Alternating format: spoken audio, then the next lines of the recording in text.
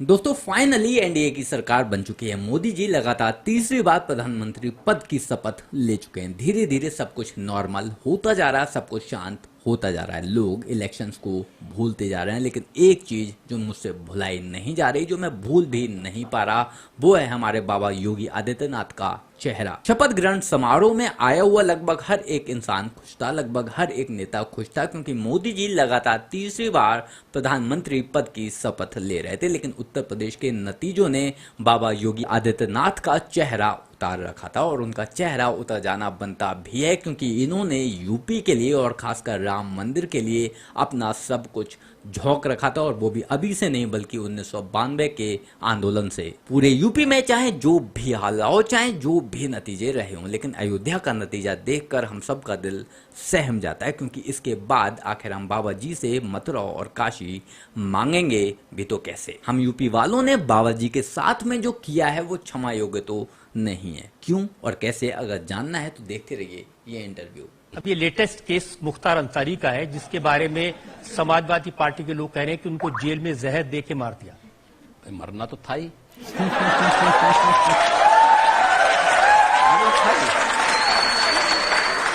आप मुझे बताओ,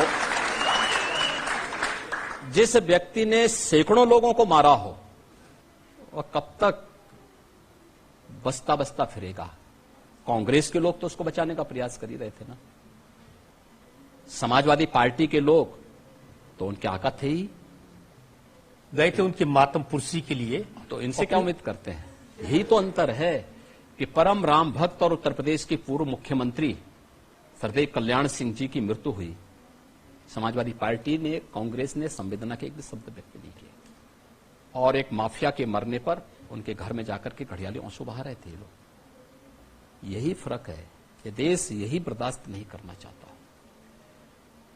अभी तो हमने माफियाओं को कार्रवाई की है, बहुत शीघ्र 4 जून के बाद एक निश्चित तिथि तय करेंगे, उत्तर प्रदेश को माफिया से पूरी तरह मुक्त हो गया इसकी घोषणा करेंगे।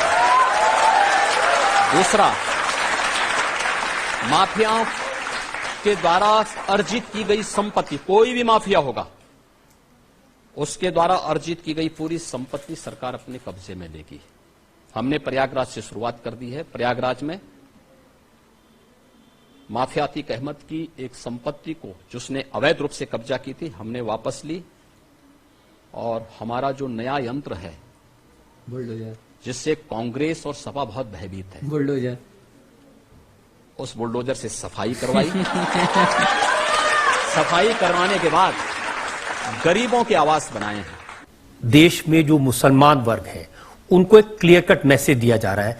मौलाना सज्जाद नोमानी बड़े स्कॉलर हैं, बड़ी रिस्पेक्ट है, उन्होंने मीटिंग की और कहा कि चुपचाप एक मुश्त वोट देना है मोदी को हराने के लिए। देखिए, ये मैसेज दुर्भाग्यपूर्ण है। मोदी जी ने 10 वर्ष में चेहरा देख करके नहीं, जाति मत मजहब के आधार पर नहीं, सबका साथ और सबके विकास के आधार पर देश के अंदर विकास भी किया, गरीब कल्याणकारी योजनाओं का लाभ भी दिया। लेकिन ये जो ध्रुवीकरण करने का प्रयास हो रहा है कुछ कठमुल्लों का, मौलवियों के द्वारा, मुझे लगता है ये चाहते हैं कि वह जीवन भर लुंगी पहन करके ही दौड़ता रहे। उसको ये लोग नहीं चाहते कि वह कोई एपीजे अब्दुल कलाम बने, कोई वैज्ञानिक बने, भारत के अंदर वह नेतृत्व करने की स्थिति में आ सके। फरुखाबाद में सुना है सलमान खुर्शीद की जो भतीजी है मारिया आलम, उन्होंने क्या कहा, बहुत अकलमंदी के साथ, बहुत खामोशी के साथ वोट जिहाद करो। जिहाद करके अगर वोट को भी जिहाद के साथ जोड़ना चाहते हैं तो उस वोट से जन्नत नहीं मिलेगा, जहन्नुम जरूर मिल जाएगा। और एक बात और मैं बता देना चाहता हूं, देखिए, भारतीय जनता पार्टी का बहुत स्पष्ट वो है, मजहब को देश की तुलना में आप ऊंचा रखने का प्रयास करेंगे तो नया भारत इसको स्वीकार नहीं करेगा। मणिशंकर अय्यर, उन्होंने कहा कि पाकिस्तान की इज्जत करो क्योंकि उसके पास एटम बम है, तो भारत को उससे डर के रहना चाहिए। तो हमारे एटम बम क्या ये फ्रिज में रखने के लिए है क्या? ऐसा नहीं, ये नया भारत है। ये कांग्रेस की मणि हो सकती है, भारत का मणि नहीं हो सकता है। ये नया भारत है। नया भारत छेड़ता नहीं है, लेकिन कोई छेड़ेगा तो उसको छोड़ता भी नहीं है। घर के अंदर घुस करके जवाब देगा, और यह भारत ने करके दिखाया है। और यही कारण है, देखिए पहले आतंकवादी विस्फोट जगह जगह हो जाते थे। दिल्ली में हुए, अयोध्या में, काशी में, लखनऊ, वाराणसी, लखनऊ की आपकी अयोध्या की कचहरियों में हुए, गोरखपुर में विस्फोट हुए, मुंबई में विस्फोट हुए, देश की संसद पे हमला हुआ। ये सभी घटनाएं घटित हुई थी अलग अलग समय में। आपने पिछले 10 वर्ष के अंदर देखा होगा, एक सुरक्षा का बेहतरीन वातावरण, आंतरिक सुरक्षा बेहतरीन हुई है। नक्सलवाद समाप्त हुआ है। और अब तो पटाखा भी थोड़ा जोर से फटेगा ना, तो पाकिस्तान पहले सफाई देता कि नहीं, मेरा हाथ नहीं है, मैं दूर दूर तक मेरा संबंध नहीं है। ये नया भारत है, ये देश की ताकत है। इस पर हर भारतवासी गौरव की अनुभूति करता है। ये इस पे नहीं, कांग्रेस के समय रे साहब सीमा पार से आतंकवाद है, एक शब्द उनका सुनने को मिलता था। देखिए मैं संसद में रहा हूं 2004 से लेकर के 2014 तक, और मैंने बहुत नजदीक से देखा जब कश्मीर में सामूहिक नरसंहार होता था, अयोध्या में, काशी में, या जहां भी विस्फोट हुए थे, ट्रेनों में विस्फोट होते थे। जब भी हम संसद में मुद्दे उठाते थे, एक शब्द सुनने को मिलता था, अब सीमा पार से आतंकवाद है। अबे सीमा पार से है तो आप भी तो कुछ करिए। हिम्मत ही नहीं थी। आज सीमा पार समाप्त। आज सब भारत अपने आप सबसे निपट लेता है। यह ताकत दिखानी पड़ेगी, और ये ताकत मोदी जी के नेतृत्व में नए भारत ने दिखाई है। अखिलेश जी के चाचा हैं प्रोफेसर साहब रामगोपाल यादव, वो कहते हैं भारत में मंदिर की क्या जरूरत है? देखिए जरूरत थी इसलिए बन भी गया।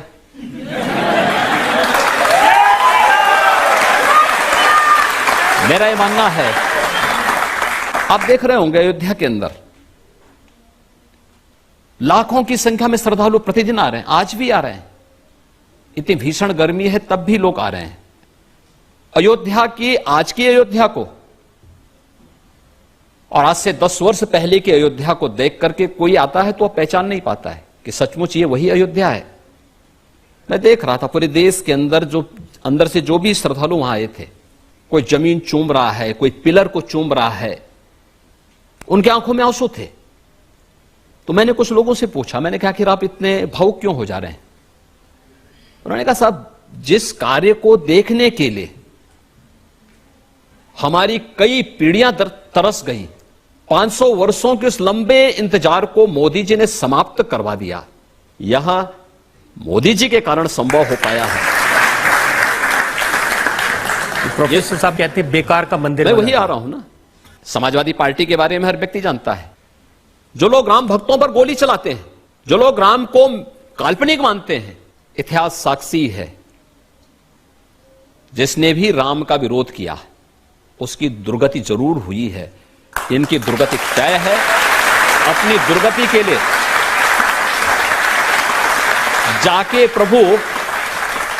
जाके प्रभु दारुण दुख दीना, ताके मति पहले हर लीना। तो यह स्थिति इनके साथ भी है। प्रभु ने उनके लिए दुख ही लिखा है, क्योंकि उन्होंने देश को दुखित किया है। भारत की आस्था के साथ खिलवाड़ करके भारत के आस्थावान नागरिकों के आस्था के साथ खिलवाड़ किया है। इसलिए अब उनके लिए शेष जीवन दुखी होने का समय है, क्योंकि जैसा कर्म करोगे वैसे फल भी भुगतोगे। तो अब उस फसल को काटने का समय आ गया, इसलिए वे राम का विरोध कर रहे हैं, राम मंदिर का विरोध कर रहे हैं। यही विडंबना है। जो लोग राम का विरोध करते थे, जो लोग राम मंदिर का विरोध करते थे, उन लोगों को अयोध्या की जनता ने चुनकर संसद भेजा है। जो लोग राम भक्तों पर गोलियां चलवा चुके हैं, जो लोग राम मंदिर को काल्पनिक बता चुके हैं, जो लोग राम मंदिर के कभी भी साथ खड़े नहीं रहे, जो लोग राम मंदिर की जगह हमेशा मस्जिद चाहते थे, उन लोगों को अयोध्या की जनता ने चुनकर अपना नेता बनाकर संसद भेज दिया है। तो सोचो, ऐसे में कोई भी नेता या फिर कोई भी हिंदू खुश कैसे हो सकता है, और यही दुख बाबा योगी आदित्यनाथ के चेहरे पर छलक रहा था। बाकी आप लोग इस बारे में क्या सोचते हैं, कमेंट कर जरूर बताएं। जल्द मिलते हैं किसी नए वीडियो में नए टॉपिक के साथ, तब तक गुड बाय, नमस्कार, जय हिंद।